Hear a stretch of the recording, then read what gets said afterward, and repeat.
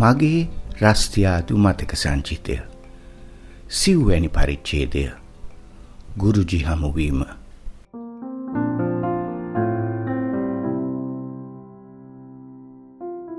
සංගීත ඇකඩමියේ ශක්ති වාද්‍ය වෘන්දේ ප්‍රසංගයෙන් සතියකට විතර පස්සේ අපා මංව කැටිව වික්කු විනායකරාම් සර් මුණ ගැහෙන්නට ගියා. විනායකරාම් සර්ගේ නිවස පිහිටා තියෙන්නේ ජනාකීර්ණ ට්‍රිප්ලිකේන් ජනාවාසයේ හරි මැදට වෙන්න පිල්ලයාර් කෝවිල් වීදියේ. ඒක වියපත් දුර්වර්ණ තට්ටු 4ක හීනියුස ගොඩනැගිල්ලක්. ඇතුළු වෙන දොරට ඉහළින් ශ්‍රී ජයගණේෂ් තාලවාද්‍ය විද්‍යාලය කියලා දෙමළ භාෂාවෙන් ලියාපු තරමක ලොකු නාමපුවරුවක් එල්ලලා. වම් පැත්තේ බිත්තිය වැහෙන්න උඩ ඉඳලා පහළටම කවුදෝ වයෝවෘද්ධ ඉන්දියානු ශාස්ත්‍රූවරයෙකුගේ විශාල පින්තූරු. දකුණු කෙළවරේ බිත්තියටම හයි කරපු රාක්කයක විවිධ ප්‍රමාණයේ ඝටම් අහුරලා. ශාන්තුවරයාගේ පින්තූර එල්ලාපු බිත්තියේ කොනට වෙන්න විනායකරාම් සර් වාඩි වෙලා. බිම පුංචි කොට්ටයක් උඩ. එදා වේදිකාවේදී දැක්කට වැඩිය ගොඩක් වෙනස්. සුදු පාට දෝතියයි සුදු අත්කොට කමිසෙයි. නළල හරහට තිරුනීරු වලින් ඇඳපු ඉරිතුණයි. නළල මැද්දේ තරමක කළු පාට පොට්ටුවක්. අපා දුටු විගස ලොකු හිනාවකින් මුහුණ පුරවාගත් විනායකරාම් සර් අත් දෙකම එක්කාසු කරලා අපාට ආචාර කරන ගමන් මෙයාද ශිෂ්‍යයා කියලා විමසුවා. එවිට අප්පා "ඔව් මේ තමයි මගේ පුතා" කියා මා හඳුන්වා දුන්නා. මම දන බිම තබා දෙපා අල්ලා ගුරුජි වික්කු විනායකරාම්ට නමස්කාර කළා. ගුරුජී ඔහුගේ අත්ලෙන් මගේ අත්ල පිරිමැද්දා. ඇඟිලි මිරිකා බැලුවා. ඇඟිලිවල දිග පළල මැන්නා. මගේ අත්ල දෙපැත්ත පෙරලමින් අප්පාට මොනවද කිව්වා. පන්තියේ ළමෙක්ව ඉහළ මාලයට පිටත් කර නක්ෂත්‍ර පොතක් ගෙන්වා ගත්තා. මගේ උපන් දිනයත් වෙලාවත් ඇහුවා. නක්ෂත්‍ර පොත පෙරලාගෙන කඩදාසි කොලයක් මත ගණිත අභ්‍යාසයක යෙදුණා. ඒක ටිකක් කල් වේලා ගත් අභ්‍යාසයක්.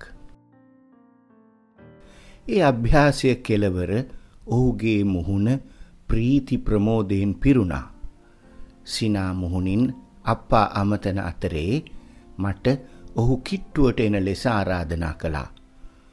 ඔහුගේ දකුණතේ මාපට ඇඟිල්ල මගේ ඇස් බැමි දෙක අතර තෙරපා මොහොතකට දැස් පියාගත්තා. එසැනින් කිසියම් গুপ্ত බලයකින් මගේ සර්වාංගයම උණුසුම් වුණා. ඒක හරියටම විදුලි සැර වැදුනා වාගේ හැඟීමක්.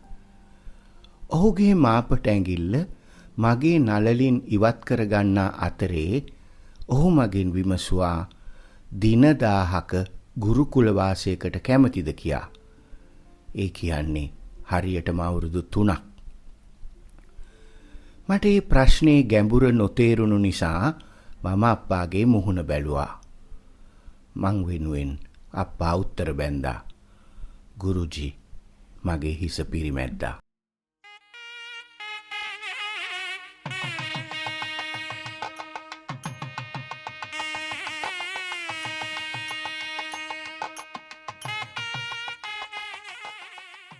හරියටම දින 3ක් ගත වූ තැන මංව ගුරුකුලයට සන්දි කර ගැනීමේ සොයංවර මංගල්‍ය පැවැත්වුණා.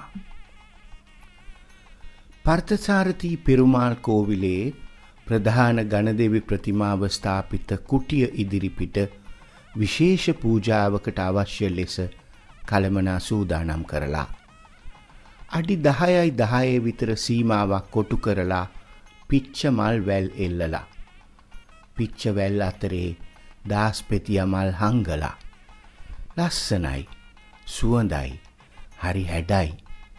ඒ සැරසිල්ල විවාහ මංගල්‍යයක් සිහිපත් කරවනවා.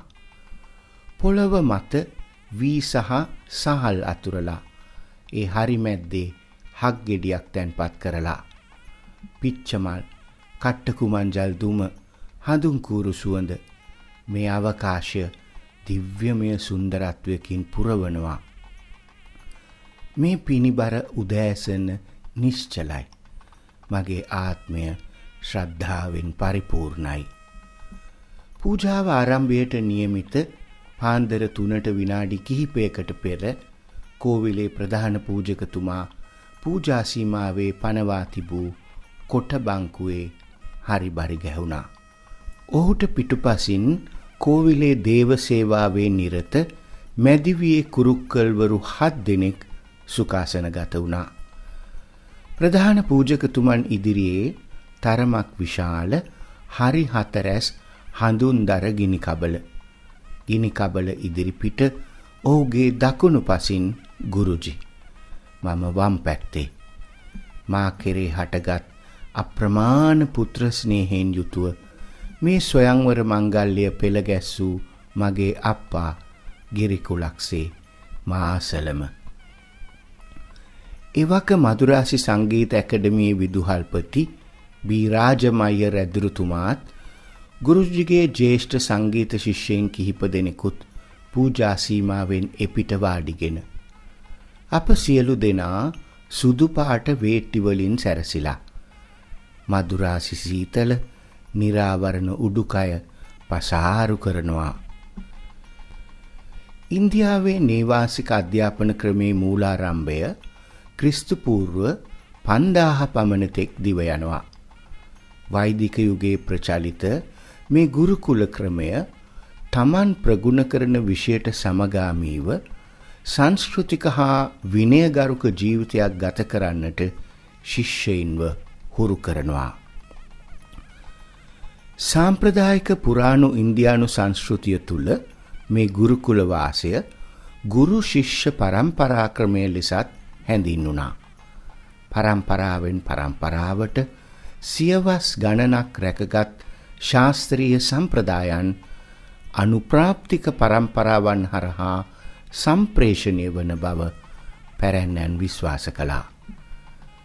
පරම්පරා යන සංස්කෘත වචනේ සංකේතාත්මක අර්ථය වන්නේ අඛණ්ඩ මාලාව හෝ අනුප්‍රාප්තිය යන්නයි. මේ ධර්ම සම්ප්‍රේෂණය පරම්පරා සම්ප්‍රදායේ අඛණ්ඩ පැවැත්ම සහතික කරන්නට ආචාරීන් වෙත පැවරුණු දිව්‍යමය වගකීමක් ලෙසත් විශ්වාස කෙරෙනවා. ශිල්පේ පරිණත ගුරුන් තම ජීවිත කාලය තුලම මෙලෙස ගුරුකුල වාසයට තෝරාගන්නේ ශ්‍රාවකයින් 14ක් පමණයි. ශිෂ්‍යයා උපන් නැකතට අනුව ශාස්ත්‍රය පිහිටන සම්පත්තියෙන් පරිපූර්ණ අයෙකුට පමණයි ගුරුකුලයක ආධ්‍යාත්මික දුරට විවුර්ත වන්නේ. අවශේෂ සිසුන් දිනපතා පන්තිවලට පැමිණ ඉගෙන ගන්න ඕනේ. ගුරුකුලයකට බැඳෙන ශ්‍රාවකයාගේ විනය, නිහතමානී බව, අවංක භාවය හා ශ්‍රද්ධාව නිරන්තරයෙන්ම පරීක්ෂාවට ලක් වෙනවා. ගුරුවරයා කෙරේ විශ්වාසය සහ කීකරුකම ශිෂ්‍යයාගේ සංගීත වන්දනාව සැපවත් කරනවා. කිසියම් අවස්ථාවක ශිෂ්‍යයා කෙරේ ගුරුවරයාගේ සිත බිඳුනොත් ඔහුව ගුරුකුලයෙන් නෙරපා දැමීමේ පූර්ණ අයිතිය ගුරුවරයා සතු වෙනවා.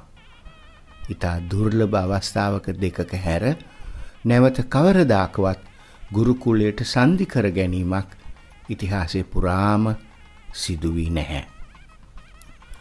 ගුරුකුලයකට බැඳුණු මුල් මාස කිහිපය ශිෂ්‍යයාට තමන්ගේ පැරණි ආත්මය අතහැර සිය අභිනව ආත්මයට ඉස්මතු වීමට ඉඩ හැරීමේ පරිවාස කාලය ලෙස හැඳින්වෙනවා.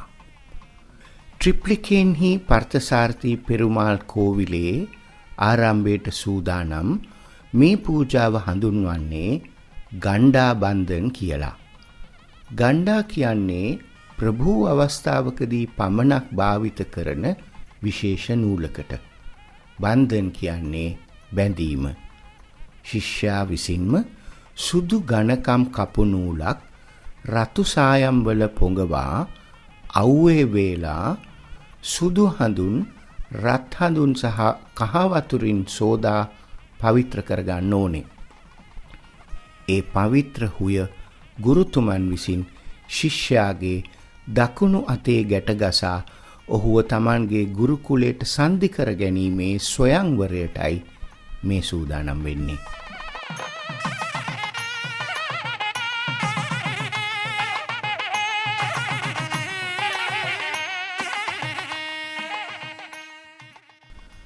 කෝවිලේ ප්‍රධාන පූජකතුමන් සහ ඔහුගේ කනිෂ්ඨයින් මන්ත්‍රම් සජ්ජායනය ආරම්භ කළා.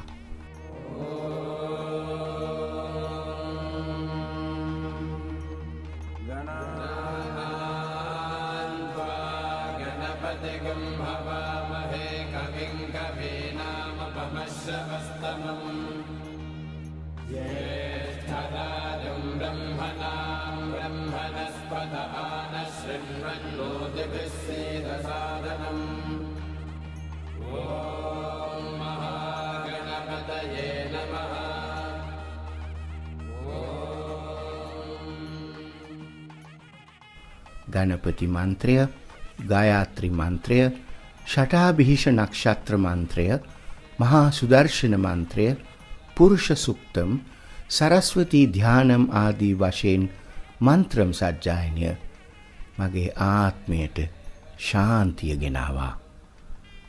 ගුරුජිත් මගේ අප්පාත් කෙරේ ඇති වූ ගෞරව සම්ප්‍රයුක්ත භක්තියකින් මගේ හෘදය දෝරේ ගැලුවා. විනාඩි 40ක් පුරාවට පැවැත්වුණු ඒ දිව්‍ය පූජාවෙන් අනතුරුව බ්‍රහ්ම මුහුර්තය උදාවන පාන්දර 3:40ට අප දෙපාර්ශ්වයේ කැපවීමේ හුය ගුරුජි මගේ දකුණු අතේ ගැට ගැහුවා.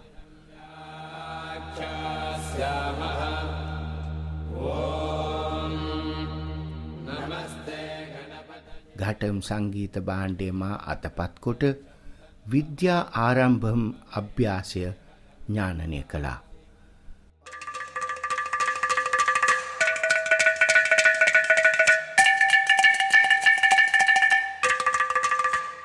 මම මගේ සිරස ගුරුජිගේ දෙපා මත තබා ගුරු ස්තෝත්‍රය සජ්ජායනා කළා. गुरु ब्रह्मा गुरु विष्णु गुरुदेवो महेश्वरा महेश्वरा गुरु साक्षात् परब्रह्म तस्मै श्री गुरवे नमः. श्री